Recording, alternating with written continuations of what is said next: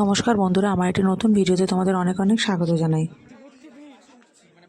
তোমরা সবাই জানো ডেকার্স লেনের খুব বিখ্যাত এখন জয়মা তারা হোটেল। তো আমাদের যাওয়ার কথা ছিল অন্য জায়গায়, আমরা অন্য জায়গায় গেছিলাম, সেটা পরে তোমাদের বলবো কোথায় গেছিলাম।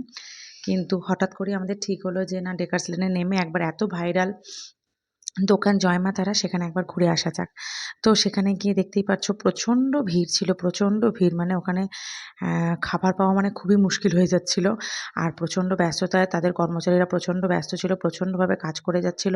একের পর এক গামলা খিচুড়ি শেষ হচ্ছে, একের পর গামলা রেডি হয়ে যাচ্ছে অমনি কাস্টমারদের জন্য দেওয়ার জন্য। এই যে দেখতেই পাচ্ছ একটা গামলা শেষ হয়ে গেছে অলরেডি, আর একটা গামলা রেডি এখানে কাস্টমারকে দেওয়ার জন্য। আর এখানে প্রচণ্ড ভিড় ছিল।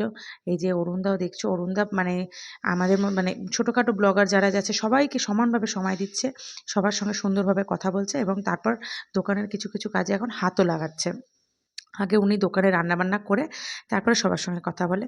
এই যে দেখতে পাচ্ছ বিভিন্ন রকম খাবার তার আমাকে সুন্দর করে সাজানো হয়েছে। আমরা নিয়েছিলাম মিক্স ভেজ আর তন্দুরি রুটি। মিক্স ভেজটা খুবই ভালো ছিল, সত্যি কথা মিক্স ভেজটা খুবই ভালো লেগেছে খেতে। তো ওখানে এত ভিড় ছিল, ওখানে আর ভিডিও করতে পারিনি। ওখানে অরুণদার সঙ্গে কথা বলি, কথা টথা বলার পরে ভিডিও করা হয়নি। তারপর ওখান থেকে বেরিয়ে চলে আসি। এসে ঠিক রাস্তার মুখে একটা মিষ্টি কাকুকে দেখতে পেলাম। সে এরকম ঘরোয়া বেশ ছোট ছোট মিষ্টি নিয়ে বসে আছে। এত সুন্দর মিষ্টিগুলো খেতে ছিল। আমরা সমস্ত মিষ্টিগুলো একটা একটা করে টেস্ট করে দেখেছিলাম। আর আমরা ওখানে তো খেয়েছিলাম মিক্স ভেজ আর তন্দুরি রুটি দেখলে। আর বাড়ির জন্য নিয়ে এসেছিলাম খিচুড়ি আর বেগুন সুন্দরী। খিচুড়িটা খুবই ভালো ছিল, তবে বেগুন সুন্দরীটা ঠান্ডা হয়ে যাওয়াতে ঠিক ভালো লাগছিল না খেতে। আর নিয়ে এসেছিলাম গন্ধরাজ ফুলকপি।